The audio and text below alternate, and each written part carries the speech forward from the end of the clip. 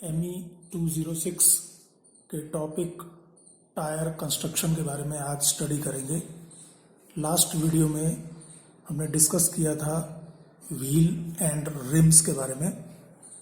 किसी भी ऑटोमोबाइल के अंदर, जैसा कि पिछले वीडियो में मैंने बताया था, व्हील्स की सबसे ज़्यादा इम्पोर्टेंस होती है, क्योंकि व्हीकल को रनिंग कंडीशन में लाने के लिए व्हील ही रिस्पॉन्सिबल रहते हैं। इन व्हील्स के ऊपर आउटर पोर्शन पे टायर को माउंट किया जाता है।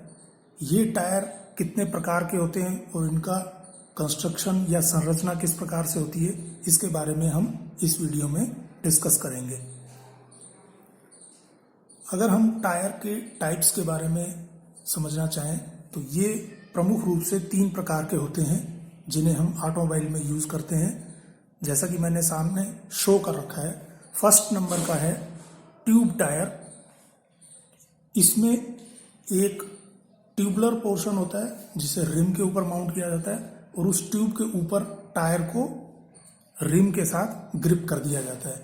इस ट्यूब के अंदर प्रेशराइज्ड एयर को फिल किया जाता है।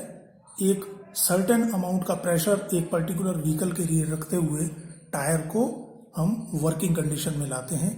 इस ट्यूब का जो वाल्व है वो रिम के एक होल में से बाहर निकाल देते हैं ताकि एयर प्रेशर को कंट्रोल किया जा सके।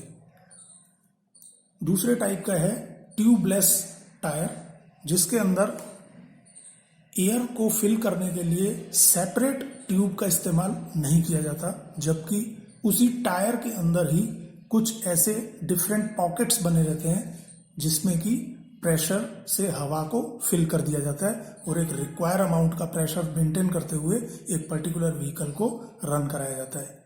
इस टायर में सबसे बड़ा एडवांटेज होता है कि अगर किसी टायर में कील या कोई ऐसी चीज अंदर पेनिट्रेट कर जाती है या उसके अंदर चुभ जाती है जिसकी वजह से पंचर होने की संभावना नहीं रहती, या हम दूसरे शब्दों में कह सकते हैं कि उस टायर की जो हवा होती है वो एकदम बाहर ना आके उस व्हीकल को काफी समय तक रनिंग कंडीशन में बनाए रखने में सक्षम होती है। इस ट्यूबलेस टायर के अंदर भी जो वाल्व है वो रिम की सहायता से रिम के एक होल से बाहर रखा जाता है ताकि हम उससे एयर प्रेशर को मेंटेन करने में कैपेबल हो या सक्षम हो। तीसरे तरीके का टायर होता है सॉलिड टायर, जिसका इस्तेमाल आजकल ऑटोमोबाइल में नहीं किया जाता। पुराने तरीके कुछ व्हीकल्स में इसका इस्तेमाल ट्रॉली वगैरह में इस्तेमाल किया जाता था, जिसमें कि किसी भी प्रकार का एयर प्रेशर नहीं होता है। सॉलिड रबर का बना हुआ टायर उस व्हील के ऊपर माउंट कर दिया जाता था, जो कि काफी डिफरेंट कंडीशंस में भी वर्किंग में रहता था। इस सॉलिड टायर का इस्तेमाल आजकल किसी भी ऑटोमोबाइल में नहीं किया जाता। तो ये तो हुए 3 विभिन्न प्रकार के टायरों के टाइप्स के बारे में। अब हम बात करते हैं टायर के कंस्ट्रक्शन के बारे में। अगर हम टायर के कंस्ट्रक्शन या उसकी संरचना को समझना चाहें तो टायर मुख्यतः 3 भागों से बना होता है। आउटर मोस्ट जो लेयर होती है उसे कहा जाता है ट्रीड।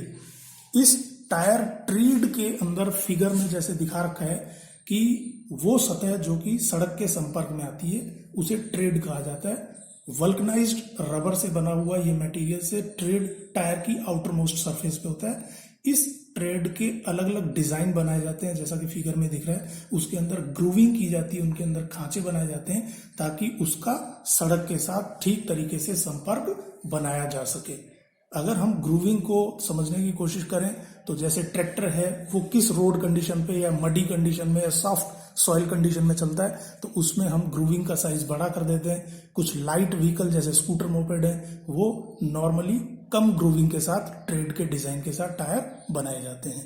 तो ये पहला भाग है ट्रेड। दूसरा उसके शोल्डर या आउटर पार्ट उस टायर के, जिसे हम बीड कहते हैं। इन बीड्स का कंस्ट्रक्शन स्टील वायर्स की सहायता से किया जाता है। स्टील वायर्स को रबर के साथ एनफोर्स्ड करते हुए उसकी आउटर लेयर को बनाते हैं, जो कि रिम के अंदर ग्रिप करने में हेल्पफुल होती है या मददगार होती है।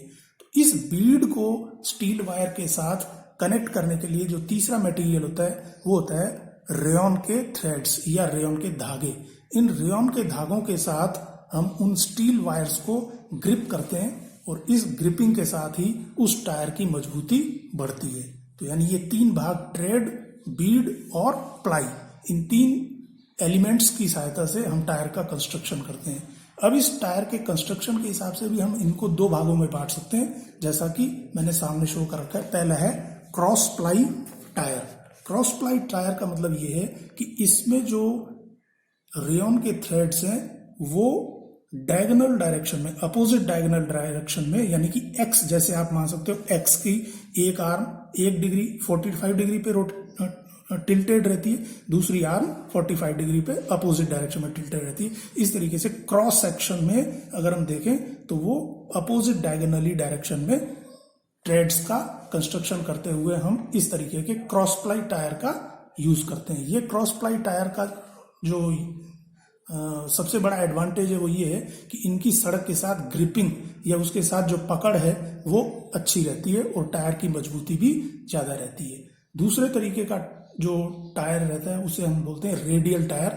यह रेडियल टायर जो रेयन के थ्रेड्स हैं उनको हम बीड की रेडियल डायरेक्शन में बनाते हैं, यानी त्रिज्यीय दिशा में उनके धागों को आपस में बांधते हुए उसकी एक सतह के ऊपर दूसरी सतह को चढ़ाते हुए रबर के साथ ग्रिप करते हैं, जिसकी वजह से ये रेडियल टायर का कंस्ट्रक्शन होता है। रेडियल टायर अपने आप में सॉफ्ट रहते हैं और इनका सड़क के साथ टर्निंग के साथ, यानी जब हम स्टीयर करते हैं व्हीकल को उस समय इसकी सड़क के साथ ग्रिपिंग या उसकी पकड़ अच्छी रहती है, जो कि रेसिंग कार या कारों में हेल्पफुल रहती है।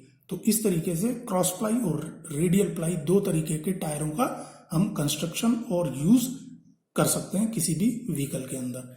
तीसरा मैं आपको बताना चाहूंगा कि किसी भी ऑटोमोबाइल के अंदर जो हम टायर यूज करते हैं उसका टेक्निकल स्पेसिफिकेशन किस तरीके से दिया जाता है, यानी कि अगर हमको कोई टायर परचेज करना है या किसी पर्टिकुलर टायर के ऊपर जो रेटिंग है उसको हमें किस तरीके से समझना है, उसको भी मैंने नीचे शो कर रखा है। इसे हम 3 डिजिट से शो करते हैं, जैसा कि मैंने नीचे दिखा रखा है 8 × 20 × 10 PR। इन तीनों नंबर्स का अपना अपना स्पेसिफिकेशन है। सबसे पहली डिजिट जो होती है वो उस टायर की जो बीड विड्थ है, जो उसकी शोल्डर टू शोल्डर विड्थ है, उसको इंचेस में शो करती है। यहाँ पे मैंने 8 शो कर रखा है, यानी कि उस टायर की अगर हम टॉप से देखेंगे तो उसकी जो चौड़ाई है वो हमको 8 इंच नजर आएगी। सेकंड डिजिट है 20। यह 20 इंच उस पर्टिकुलर टायर की रिम के डायमीटर को शो करेगी, यानी कि उस टायर का जो रिम है वो 20 इंच का होगा, यानी 20 इंच के रिम के ऊपर टायर वो चढ़ाया जा सकता है। तीसरी जो डिजिट है 10, ये 10 उस पर्टिकुलर टायर में प्लाई रेटिंग को शो कर रही है। प्लाई रेटिंग का मतलब उसके अंदर हमने कितनी सतह, कितनी परतें प्लाई की या रेडियल या क्रॉस में हमने उसकी चढ़ा रखी हैं, यानी रेयन के थ्रेड्स की जो परतें हैं वो उसके अंदर 10 है। तो जैसे जैसे हम परतों की संख्या बढ़ाते हैं वैसे वैसे ही उसकी मजबूती या उसकी कठोरता टायर की बढ़ती चली जाती है। तो इस तरीके से 8 × 20 × 10 PR का मतलब ये हुआ कि 8 इंच उसकी विड्थ है, 20 इंच उसका व्हील डायमीटर है जिसके ऊपर उस टायर को माउंट करना है, और 10 उसकी प्लाई रेटिंग है। तो इस तरीके से हम टायर का स्पेसिफिकेशन जो कि उस पर्टिकुलर टायर के ऊपर मेंशन्ड रहता है, उसके ऊपर छपा रहता है, जिसको हम देख के उस टायर की स्पेसिफिकेशन को समझ सकते हैं कि किस पर्टिकुलर व्हीकल के लिए ये सूटेबल है। तो इस तरीके से इस वीडियो में मैंने आपको टायर के कंस्ट्रक्शन और उसके डिफरेंट यूजेस के बारे में बताया। Thank you.